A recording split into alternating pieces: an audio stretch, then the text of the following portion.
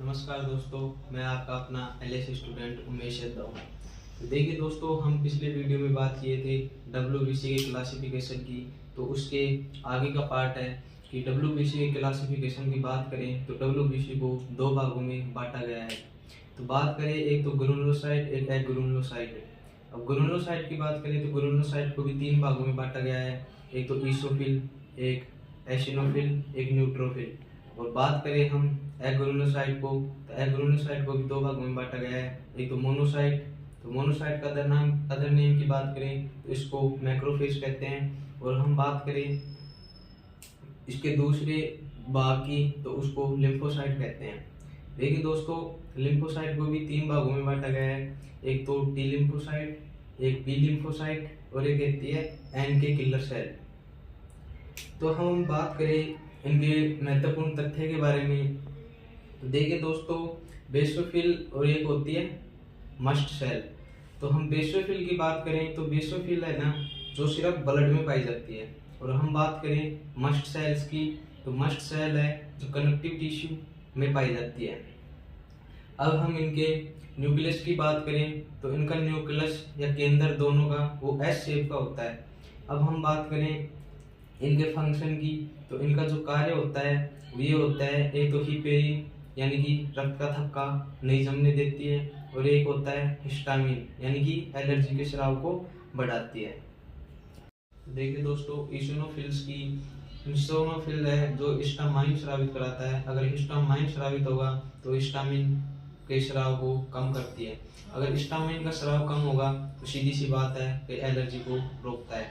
अब हम बात करें कि पैरासाइट डिजीज या एलर्जी बड़े स्तर पर हो जाती है तो हमारे शरीर यानी कि ब्लड में ईसिनोफिल्स की संख्या बढ़ जाती है, जिसे ईसिनोफिल्स कहते हैं। अब हम बात करें न्यूट्रोफिल्स की, तो न्यूट्रोफिल्स है, देखिए दोस्तों, न्यूट्रोफिल्स है जो सर्वप्रथम यानी कि यह संक्रमण से लड़ने वाली सर्वप्रथम डब्ल्यूबीसी है। तो इसको इसलिए डब्ल्यूबीसी की फर्स्ट लाइन ऑफ डिफेंस कहते हैं। और न्यूट्रोफिल है जो यानी कि भक्षण करने का जो कार्य करके संक्रमण से लड़ती है।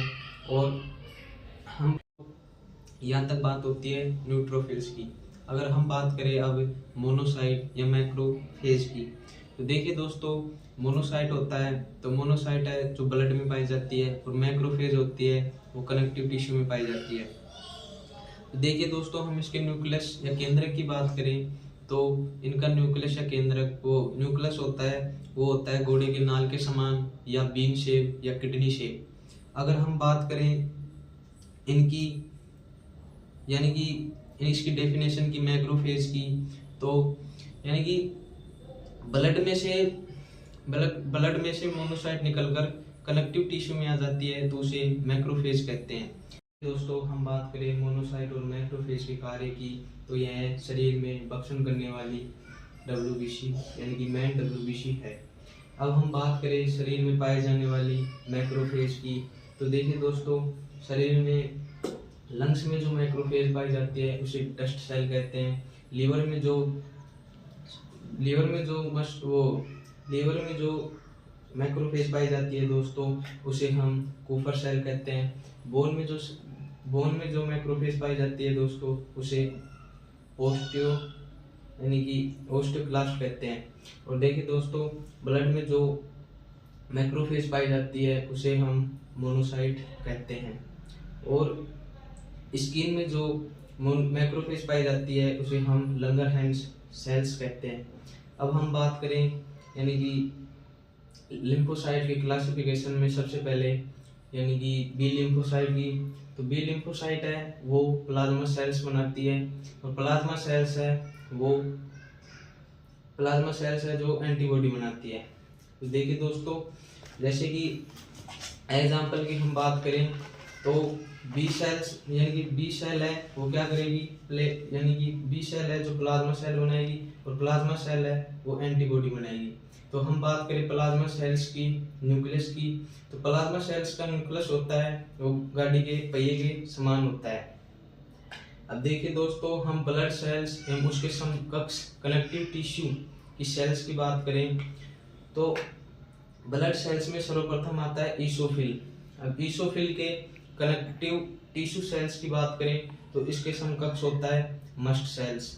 अब हम बात करें न्यूट्रोफिल्स की, यानी न्यूट्रोफिल्स नहीं मोनोसाइट की, तो मोनोसाइट के समकक्ष यानी कनेक्टिव टिश्यू की सेल होती है, वो होती है मैक्रोफेज। अब हम बात करें बी सेल्स की, तो यानी कि बी सेल्स की कनेक्टिव टिश्यू की सेल होती है, वो होती है प्लाज्मा सेल। देखिए दोस्तों, हम सेकंड नंबर पर बात करें टी लिम्फोसाइट की, तो टी लिम्फोसाइट है तो वह यानी कि लिम्फोकाइनेसिस स्रावित करके संक्रमण से लड़ती है। अब हम बात करें सबसे बड़ी डब्ल्यूबीसी की, तो सबसे बड़ी डब्ल्यूबीसी होती है दोस्तों, वो होती है मोनोसाइट। अब हम बात करें सबसे छोटी डब्ल्यूबीसी की, तो सबसे छोटी डब्ल्यूबीसी होती है, वो होती है लिम्फोसाइट। देखिए दोस्तों, अब हम बात करें महत्वपूर्ण तथ्य की, तो उसमें सबसे पहला आता है कि रूमिनेंट्स, पिग और पोल्ट्री में सबसे ज़्यादा पाए जाने वाली डब्ल्यूबीसी होती है, वह होती है लिम्फोसाइट।